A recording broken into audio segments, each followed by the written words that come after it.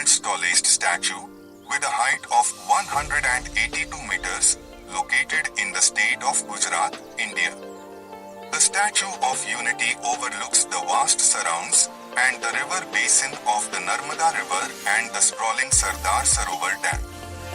It depicts Indian statesman and independence activist Vallabhbhai Patel, who was the first Deputy Prime Minister and Home Minister of independent India and an adherent of Mahatma Gandhi.